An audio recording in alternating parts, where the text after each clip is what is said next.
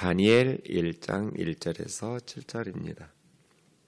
유다왕 여호야김이 다스린 지 3년 되는 해에 바벨론 왕 느부갓네살이 예루살렘에 이르러 성을 에워쌌더니 왕이 환관장 아스브나스에게 말하여 이스라엘 자손 중에서 왕족과 귀족 몇 사람 곧 흠이 없고 용모가 아름다우며 모든 지혜를 통달하며 지식에 통달하며 학문에 익숙하여 왕궁에 설만한 소년을 데려오게 하고 그들에게 갈대아 사람의 학문과 언어를 가르치게 하였고 또 왕이 지정하여 그들에게 왕의 음식과 그가 마시는 포도주에서 날마다 쓸 것을 주어 3년을 기르게 하였으니 그 후에 그들은 왕 앞에 서게 될 것이더라. 그들 가운데 유다 자손 곧 다니엘과 하나냐와 미사엘과 아사랴가 있었더니 환관장이 그들의 이름을 고쳐 다니엘은 벨드사살이라 하고 하나냐는 사드락이라 하고 미사엘은 메삭이라 하고 아사랴는 아벳느고라 하였더라. 아멘. 오늘부터 다니엘서를 묵상할 텐데요. 다니엘은 선지서입니다. 구약은 네 부분으로 나눌 수 있어요. 글 쓰는 방식에 따라서 모세오경, 역사서, 시가서, 선지서 이렇게. 우리가 사무엘 하를 어제까지 묵상했는데 역사서죠. 이스라엘 구약의 역사. 구약에도 역사서가 있고 신약에도 역사서가 있는데 신약의 역사서는 사도행전이 신약의 역사서입니다. 그렇게 이제 선지서, 선지자들의 기록이죠. 선지서는 대선지서, 소선지서로 분류합니다. 이사야, 예레미야, 에스겔, 다니엘 네 사람을 대선지자라고 불러요. 메이저라고 부르는데 이 메이저 선지자들은 그 다음 소선지서 호세아부터 말라기까지 12명의 마이너 선지자들이 나와요. 둘 사이의 분류 기준, 성경의 기록 분량입니다. 그러니까 시대적으로 앞선 선지자들이 아니에요. 대선지자라고 해서 더 위대하다거나 더 큰 선지자도 아니에요. 우리는 왠지 대선지자가 소선지자보다 더 위대한 선지자일 것 같은데 그렇지 않아요. 그냥 쓰여진 기록된 성경의 분량이 길기 때문에 대선지서, 대선지서를 쓴 선지자, 대선지자. 기록된 성경의 분량이 짧기 때문에 소선지서, 소선지서를 기록한 선지자들을 소선지자 이렇게 부를 뿐이지 다른 의미는 없습니다. 다니엘은 대선지자라고 말할 수 있죠. 다니엘 하니까 단이라는 야곱의 아들이 있었죠. 단은 심판하다는 뜻이에요. 엘은 하나님이잖아요. 그러니까 다니엘 하나님이 심판하신다 그런 뜻이죠. 혹은 하나님은 나의 심판, 단에 이가 붙으면 나의 심판 그런 뜻이거든요. 그래서 다니엘, 하나님은 나의 심판자 뭐 그런 뜻이고요. 하나님께서 심판하신다 뭐 이런 이름의 뜻이 다니엘입니다. 6절 7절에 보면 다니엘과 그 세 친구 하나냐, 미사엘, 아사랴 네 사람이 나옵니다. 다니엘은 벨드사살, 사드락, 메삭, 아벳느고 이렇게 네 사람이 3절에 보면 왕족과 귀족 중 이렇게 말했습니다. 그러니까 다니엘과 그의 세 친구는 왕족 혹은 귀족이겠죠. 신약 성경이 쓰여지던 시대에 이스라엘의 역사를 쓴 사람이 있는데 요세푸스라는 사람입니다. 어느 시대 사람이냐면 신약 성경 쓰여지던 시대 사람이에요. 그 요세푸스가 역사를 자기네 나라 이스라엘의 역사를 쭉 기록했는데 요세푸스의 책에 의하면 이 다니엘과 세 친구는 모두 왕족, 왕의 친척이에요. 그러니까 여호야김, 시드기야 왕의 친척들입니다. 1절부터 좀 보겠습니다. 유다 왕 여호야김이 다스린 지 3년. 여호야김, 시드기야 하면서 남쪽 유다가 망하거든요. 그러니까 끝에서 세 번째 왕이 여호야김입니다. 11년간 통치했어요. 609년에서 598년까지. 그러니까 여호야김이 위에 있은 지 3년 이렇게 말하면 주전 605년이에요. 주전 605년에 바벨론 왕 느부갓네살이 예루살렘에 이르러 성을 에워쌌더니 바벨론이라는 나라는 느부갓네살의 아버지 느보라는 사람이 건설한 제국이에요. 지금 이란, 이라크 이쪽에 시날 평지 쪽에서. 그래서 느보라는 느부갓네살의 아버지가 건국한 바벨론이야. 바벨론이라는 나라가 이제 중요한 것은 그 시대는 북쪽 메소포타미아, 지금 이라크 이쪽 지역하고 남쪽 이집트, 애굽하고가 대국들이에요. 양쪽에서 북쪽의 메소포타미아 왕국이 힘을 잡느냐 아니면 남쪽의 이집트, 애굽이 정복하느냐 이렇게 봐야 되는데, 그러니까 어느 제국이 일어섰다라는 것은 느부갓네살 그 아버지 느보라는 사람이 그 전이 어디예요? 북이스라엘을 멸망시킨 느부갓네살의 아버지 네보에게, 바벨론에게 멸망당한 제국이 어디예요? 북쪽 아수르죠. 아시리아. 그러니까 아시리아가 먼저 북쪽 지역을 정복했어요. 그래서 북이스라엘 10지파까지 정복했어요. 아수르. 그 아수르를 정복한 거예요. 느부갓네살의 아버지 네보가. 그래서 바벨론 제국을 건설한 거죠. 그럼 새로운 제국이 세워지면 이집트하고 한판 붙어야죠. 그때 이제 갈게미시 전투라고 해서 유명한 세계 대전이 일어나죠. 이집트와 아수르의 연합국. 왜냐하면 바벨론에 의해서 아수르가 정복당하니까 그 아수르 사람들은 누구에게 도움을 요청하겠어요? 이집트에게 도움을 요청하겠죠. 그래서 이집트와 아수르의 연합국을 바벨론 군대가 정복하는 그 나라들이 전쟁한 것이 갈게미시 전투거든요. 605년 봄이에요. 그 갈게미스 전투에서 바벨론이 애굽과 아수르 연합국을 대파하고 세계의 패권자가 되는 것이죠. 그런데 605년 8월에 그 네보가 죽어요. 봄에 갈게미스 전투에서 승리했는데, 그리고 605년 8월부터 이제는 네보의 아들 느부갓네살이 바벨론의 아버지를 이어서 왕이 된 거예요. 그 느부갓네살은 605년에 예루살렘을 침공한 거예요. 아버지 죽은 그 해에. 그렇게 내려와서 예루살렘을 에워쌌는데 중요한 건 2절의 주어예요. 바벨론의 느부갓네살이 예루살렘을 에워쌌어요. 여호와김 3년에, 주전 605년에. 중요한 건 2절의 주어가 뭐예요? 주께서예요. 주께서. 느부갓네살이 에워싸고 안 싸고 그게 뭐가 중요해요? 하나님의 뜻이 중요하거든요. 주께서 유다 왕 여호야김과 하나님의 전 그릇 얼마를 그 손에 넘기심에, 하나님께서 성전과 왕궁의 도구들을 바벨론 왕 느부갓네살 손에 넘기셨다는 거예요. 그러니까 하나님께서 바벨론의 신 마르둑보다 무능했기 때문에 전쟁에 패한 게 아니에요.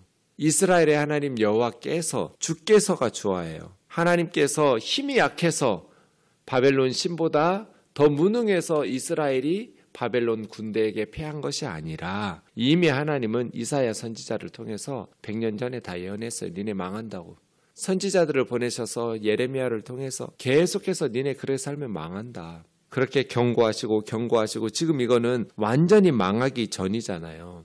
나중에 이제 586년이 되면, 한 20여 년 지나면 유다는 완전히 망하고 시드기야 때가 되면 예루살렘 성전은 불타고 왕궁이 무너지고 예루살렘의 집들이 다 불타서 폐허가 되죠. 그러니까 605년이 여호와김 때 다니엘과 세 친구들이 끌려가던 성전의 도구와 왕궁의 도구들, 그렇게 주께서 그들을 포로로 끌려가게 하시고 바벨론에게 무릎 꿇게 하신 것이 하나님께서 회개하라는 사인이잖아요.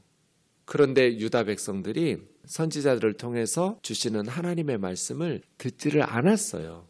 가짜 선지자들 말을 듣고 거짓 선지자들의 말에 귀를 기울이지, 참 선지자, 가짜 선지자와 참 선지자의 차이점은, 가짜 거짓 선지자들은 추상적으로 말해요. 모호해요. 그런데 참 선지자들은 구체적이에요. 이거 회개하라고, 이런 식으로. 근데 거짓 선지자들은 아니라고, 하나님께서 우리나라에게 복을 주셔서 이방 우상을 섬기는 신들을 하나님께서 심판하시고 우리 이스라엘은 멸망하지 않는다. 이런 말도 안 되는, 하나님께서 자기 자식이니까 판사가 자기 아들 딸이 죄진 것은 그냥 눈 감아주고 봐줘요? 죄를 지어도? 그런 판사가 판사 자격이 있어요? 세상의 양심적인 사람도 판사 판결을 내릴 때 아무리 자기가 아는 사람이고 사랑하는 자식이라 할지라도 죄를 지었으면 벌을 받게 판결을 내리는데, 하나님은요? 선지자들을 통해서 이거 회개해라. 너희들 그러면 망한다. 이미 100년 전부터 이사야 선지자가 계속 얘기했잖아요. 이사야만 그랬어요? 계속해서 선지자들 보내셔서 하나님께서 회개를 촉구하면서 회개할 때 하나님께서 도우시고 구원하시죠. 회개도 안 하는데 계속해서 죄를 짓는데 어떻게 하나님께서 그들을 강대국 바벨론의 군대에서 구원하시겠어요? 그래서 2절의 주어가 주께서예요. 느부갓네살이 와서 에워쌌기 때문이 그들의 군사력이 강했기 때문이 아니고요. 세상의 역사가들은 그렇게 쓰겠죠. 이스라엘의 군대가 바벨론의 군대보다 약했기 때문에 졌다고. 그런데 성경 그렇게 쓰지 않아요. 주께서 넘기셨다는 거예요. 지금도 똑같죠? 그리스도인들이 하나님의 백성이 하나님의 백성답게 살지 않으면 하나님은 그 그리스도인들을 심판하시는 분이에요. 주께서 넘기시는 분이에요. 그래서요.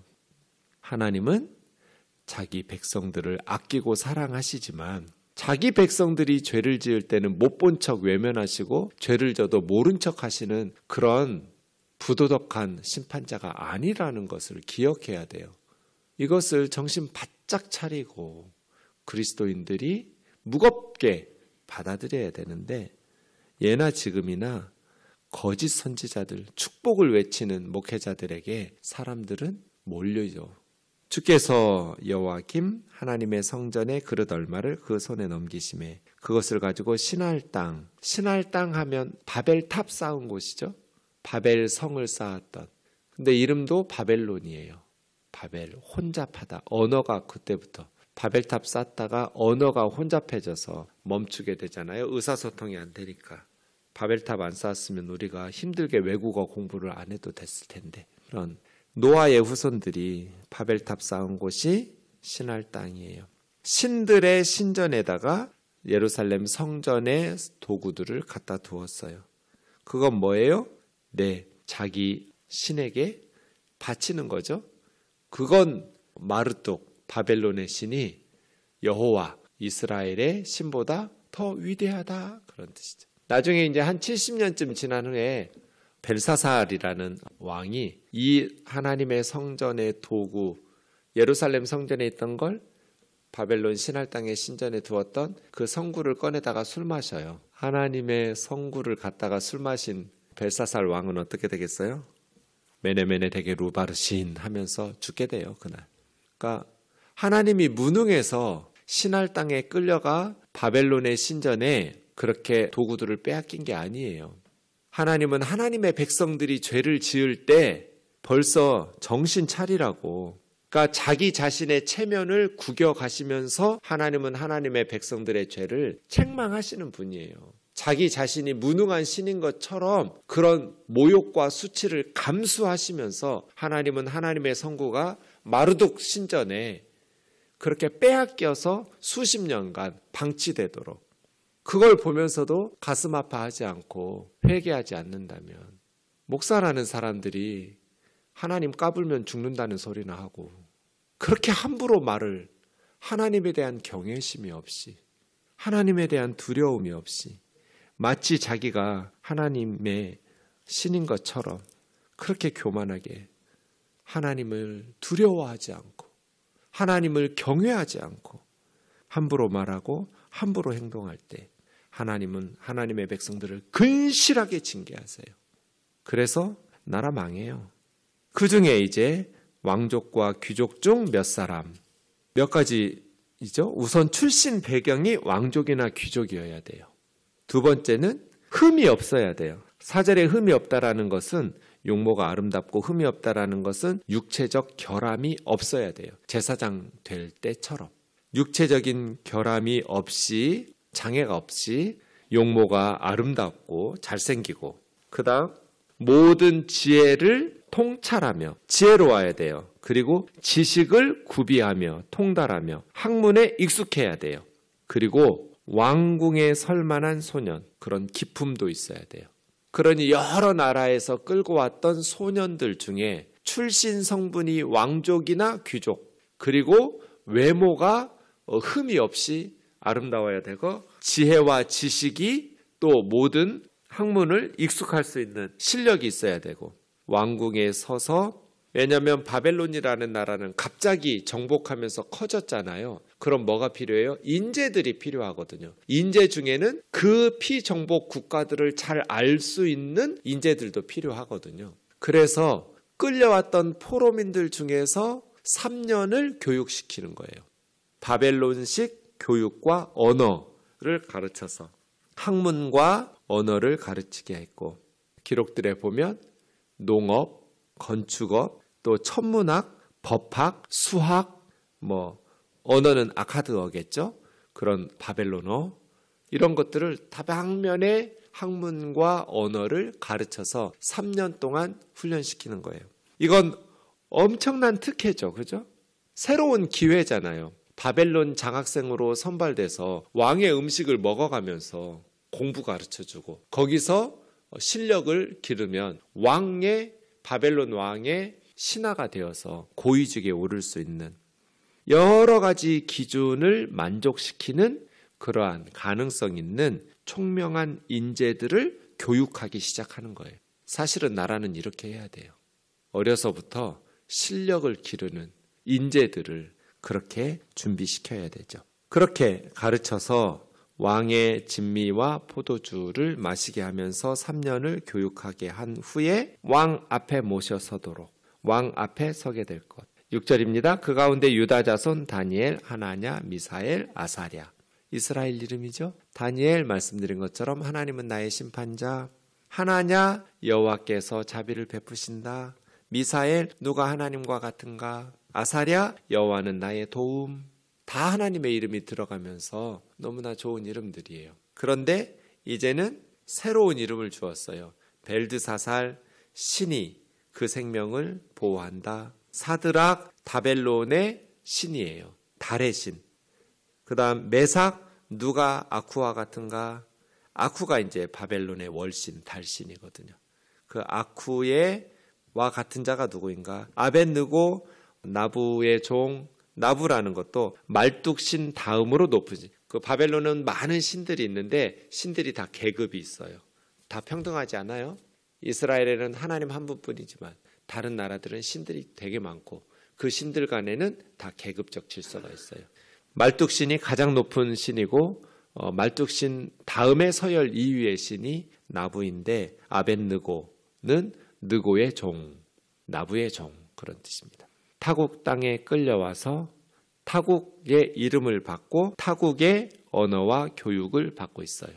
그래서 다니엘을 공부할 때 우리는 어떻게 봐야 되냐면 하나님의 사람들이 하나님이 아닌 우상을 섬기는 세상에서 어떻게 살아야 하는가. 우리도 그렇죠? 예수님께서 우리에게 세상의 소금이 되라고 그랬어요. 교회의 소금, 교회의 빛이 아니에요? 세상에서 살아요. 저 같은 목사야 교회에서 사니까 신앙생활하기 편하죠. 그런데 여러분은 세상에서 살아요. 직장생활하면서.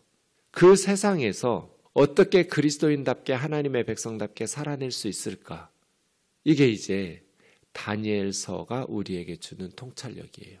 하나님의 이름을 가지고 있는 하나님의 사람들, 신앙 교육을 받았던 소년들이 하나님을 섬기지 않고 우상을 섬기는 세상이라는 곳에 끌려가서 세상에서 이제 세상의 이름을 받고 이름 바꿔준다라는 것은 너희는 앞으로 이렇게 살라는 거잖아요. 애가 태어나면 이름을 주듯이 너희들 다시 태어났어. 앞으로는 다니엘, 하나냐, 미사엘, 아사랴로 살지 말고 벨드사살, 사드락, 메삭, 아벳느고로 살아라. 그런데 거기에 다 이방 신들의 이름을 집어넣었어요. 하나님의 이름을 빼고. 근데 그걸 거부할 수 없잖아요. 그렇게 세상에서 사는데 하나님의 백성이에요. 세상 속에서 하나님의 백성들은 어떻게 살아야 하는가? 이것이 다니엘서가 우리에게 주는 세상의 소금. 그럼 어떻게 해야 돼요? 짠맛을 유지하면서 세상에서 살아내서 신앙적으로 승리할 때 세상에서도 승리할 수 있다는 것. 뼈아픈 현실, 무너져가는 나라의 백성으로 그것도 왕족과 귀족으로 살다가 이제는 갑자기 포로로 끌려와서 신앙을 지켜가면서 그 땅에서 살아내는 다니엘의 모습들을 우리 함께 살펴보겠습니다. 기도하겠습니다. 하나님 아버지, 눈앞에 펼쳐지는 현실을 보면 너무나 막막하고 절망적이지만 그럼에도 불구하고 하나님을 알았던, 신앙 교육을 주일학교에서 배웠던 이 소년들이 하나님을 모르는, 우상을 숭배하는 세상이라는 바벨론에 던져져서 그곳에서 어떻게 세상의 소금처럼 살아내는지 말씀을 날마다 묵상할 때 주님, 세상에서 살아가는 그리스도인으로서 우리에게 말씀의 통찰력을 주시고 신앙에 성공함으로써 세상에서도 승리할 수 있는 믿음의 비밀을 깨닫게 하옵소서. 예수님의 거룩하신 이름으로 기도하옵나이다. 아멘.